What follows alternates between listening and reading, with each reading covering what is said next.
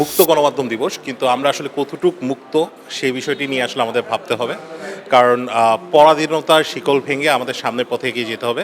আমরা কিন্তু দেখেছিলাম যে গেল ১৬ বছর সেখানে আসলে কেউ সেভাবে স্ট্যাটাস থেকে, গণঅভ্যুত্থানের আগে ১৬ বছর স্ট্যাটাস থেকে শুরু করে কোনো কিছু দিতে পারতো না।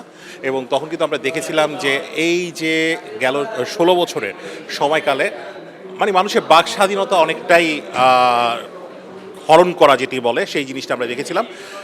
অন্তর্বর্তী সরকারের আমলে সবাই মোটামুটি মুক্ত ছিল, কিন্তু এখনকার পরিস্থিতি গণমাধ্যম হয়তোবা আমার কাছে মনে হয় আবারও আগের শিকলেই বেঁধে যাচ্ছে।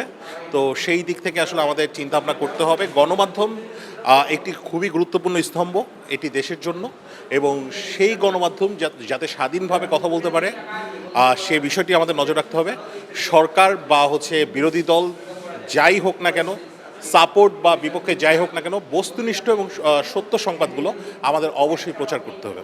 গত বছরের তুলনায় এবছর আমরা কিন্তু ৩ ধাপ পিছিয়ে ছিলাম, অর্থাৎ অন্তর্বর্তীকালীন সরকার এবং বিগত যে আওয়ামী লীগ সরকার এবং বিএনপি সরকার, এই তিনটার মধ্যে যদি আমি একটু পার্থক্য আপনাকে করি, যে আওয়ামী লীগ সরকারের আমলে আমরা ৬ ধাপ পিছিয়ে ছিলাম, এবং আওয়ামী লীগ সরকার চলে যাওয়ার পরে যখন অন্তর্বর্তীকালীন সরকার এসেছিল তখন কিন্তু আমরা ৬ ধাপ এগিয়েছিলাম বিশ্বের যে র্যাঙ্কিং, সেই র্যাঙ্কিংয়ে। এবং পরবর্তীতে এই যে আবারও আজকে গণমাধ্যম দিবস, এই গণমাধ্যম দিবসে কিন্তু আমরা যখন দেখলাম যে আসলে আমাদের দেশের যে র্যাঙ্কিং, সেই র্যাঙ্কিং কিন্তু আবারও পিছিয়ে ৩ ধাপ পিছিয়ে গেছি।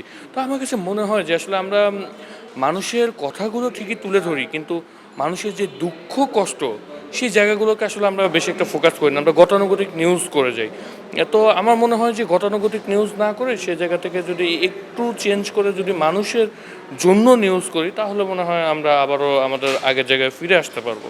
কখনোই গণমাধ্যম মুক্ত ছিল না, অ্যান্ড ভবিষ্যতে থাকবে কিনা সেটাও বলতে পারছি না। তবে গণমাধ্যমকে মুক্ত করলে একটা জিনিস হবে, সেটা হচ্ছে মানুষের কথা উঠে আসবে। তো গণমাধ্যম যেই একটি প্রক্রিয়া, সেটি আসলে আমাদের দেশে, স্বাধীন বাংলাদেশে শতভাগ সম্ভব নয়। তবে যতটুকু সম্ভব সেটা আমার মনে হয় যে যদি আমরা সাংবাদিকরা সোচ্চার হই, সত্য বলতে সচেষ্ট হই, তাহলে এটা অনেকটা এগিয়ে যাবে। কথা আছে, ফ্রিডম ইজ নট ফ্রি। আমাদের দেশে মুক্তভাবে আপনি সব কিছু প্রকাশ করতে পারবেন, সেটা আদৌ সম্ভব নয় বলে আমার কাছে মনে হয়। যে এখন যে সংবাদপত্রের প্রসার, মাল্টিমিডিয়া সাংবাদিকতার যে যুগ চলে এসেছে, তো সেই জায়গা থেকে দাঁড়িয়ে এখন কিন্তু আপনি চাইলেই কোনো নিউজ কাট করতে পারবেন না। যে কোনো জায়গা থেকেই কিন্তু আপনি দেখছেন যে লাইভ হয়ে যাচ্ছে, কোনো তথ্যই কিন্তু চাপা রাখা সম্ভব হচ্ছে না।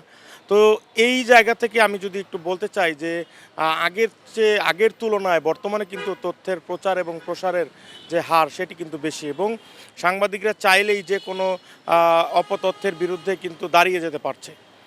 তো এদিক থেকে আমি মনে করি যে বাংলাদেশের গণমাধ্যম অনেকটাই এগিয়েছে। মানবাধিকার উন্নয়ন এবং নিরপেক্ষতার জায়গা থেকে, নিরাপত্তার জায়গা থেকে সংবাদপত্রের প্রচারের যে প্রসার, সেটিকে আমি মনে করি যে সরকারের আরও গুরুত্ব দিয়ে দেখা উচিত। গণমাধ্যম সবসময় স্বাধীন থাকার কথাই ছিল, কিন্তু এখন তো আমরা স্বাধীন নই। আমরা দেখছি যে স্বাধীনতার কথা বলে আমরা দীর্ঘদিন ধরে আসছি, আসলে স্বাধীনতা আছে কি না এই গণমাধ্যমে এখন পর্যন্ত কিন্তু খুঁজে পাইনি। কারণ যখনই আপনি এমন একটা দৃষ্টি তুলে ধরতে চাবেন, তখন বিভিন্ন ধরনের বাধার সম্মুখীন হয় এই গণমাধ্যম কর্মীরা। এমনও আছে, আমরা দেখেছি তাদেরকে আহত নিহত পর্যন্ত হতে হয়েছে, এবং পারিবারিকভাবে যে লাঞ্ছনা সহ্য করতে হয়েছে তার কথা বলাই বাহুল্য। এখন পর্যন্ত আমি যতটুকু দেখছি সবচেয়ে বেশি ডিজিটালাইজেশনে এসেছে।